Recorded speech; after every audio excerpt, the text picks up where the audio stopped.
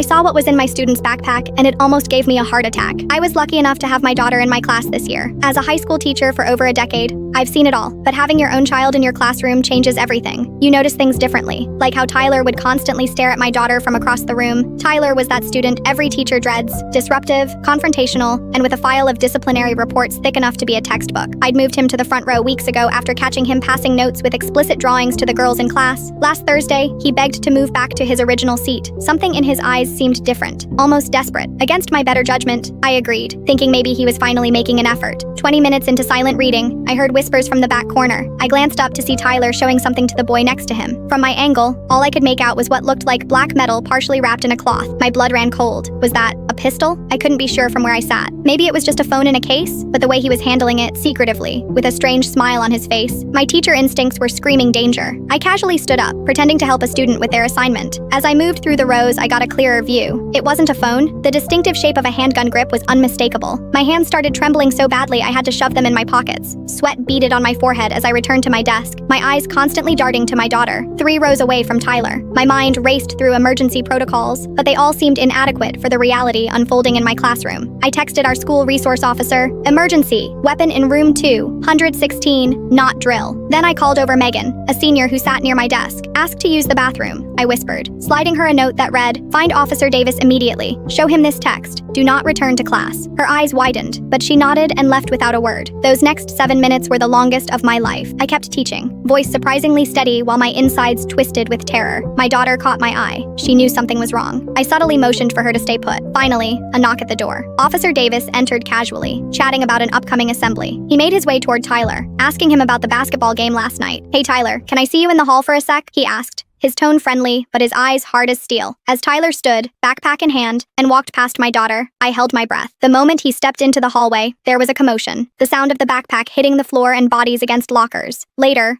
we learned Tyler had brought it to scare a student who'd been dating his ex-girlfriend. The weapon was loaded. That night, I held my daughter longer than I had since she was small. Neither of us said much, but now I check backpacks at the door.